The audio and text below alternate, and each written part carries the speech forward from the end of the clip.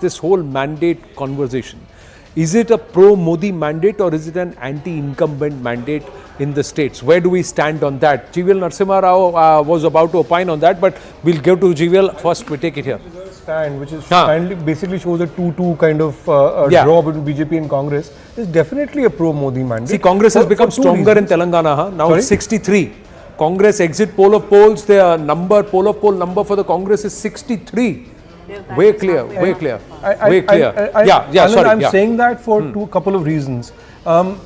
In Madhya Pradesh, they've had 2 decades of income of a BJP government with a 1.5 year interim of Kamal Nath in between.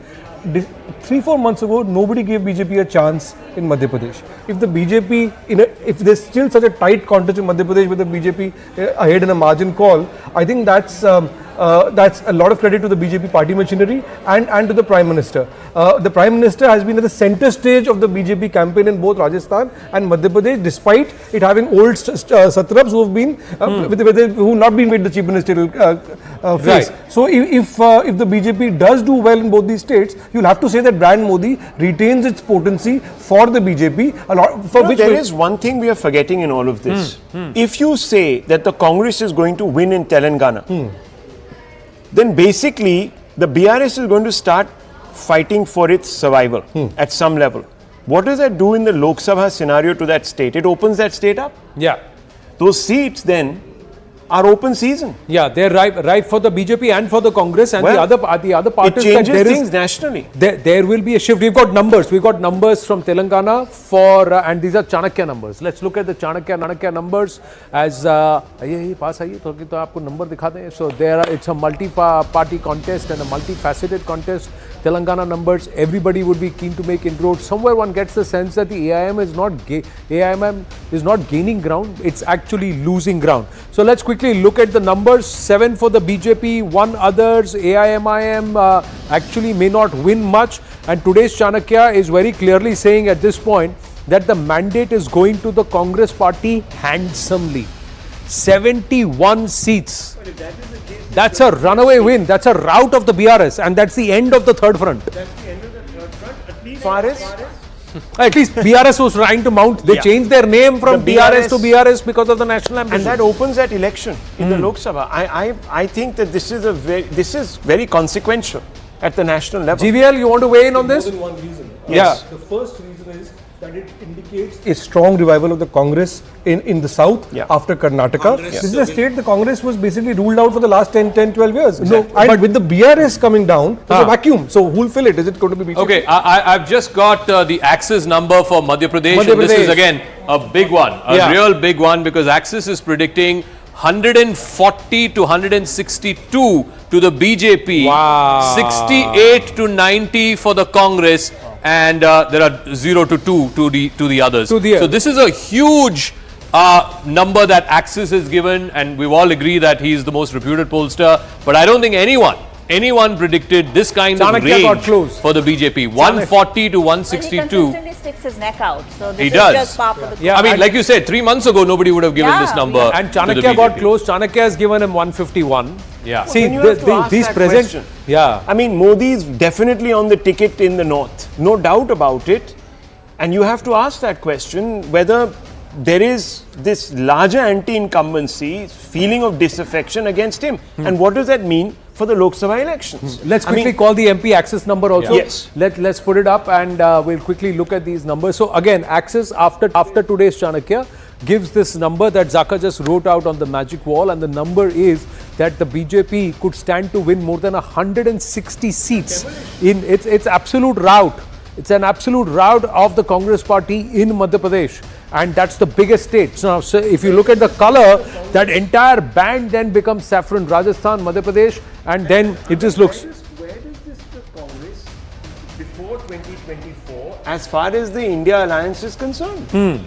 Can the Congress call the shots? In fact, if I were the BJP, I'd be worried by this number, because I don't think they should do that well. They shouldn't be doing that well. You know, the best guarantee against not having the India alliance and the Congress sort of making adjustments with others is that the Congress does well. Right. GVL Narasimha Rao, Wayne, in Telangana, does this now become a multi-cornered fight or a BJP versus Congress as far as Lok Sabha is concerned? If the BRS is routed, Adil Hussain, AIMIM, no seats. That's what the Chanakya numbers show. And in Madhya Pradesh, this is a rout of the Congress party. Is this possible? Are you yourself believing these numbers? The GVL Narasimha Rao in Madhya Pradesh, 150 to 160 seats? Anand, I'll see on Telangana to begin with. There is nothing going positive for the Congress party in this election. Unlike in Karnataka, where they had a former chief minister Siddaramaiah, who had very high popularity ratings. In Telangana, it is only anti-BRS vote which has to give any kind of edge to the Congress party. But the BJP is equally claiming to this anti-BRS vote. So therefore, I do not expect these Telangana numbers to hold true. But we'll have to wait and see what happens on the 3rd when the final results come in. And in terms of Madhya Pradesh, there is actually a positive incumbency. Both state, particularly women, lead.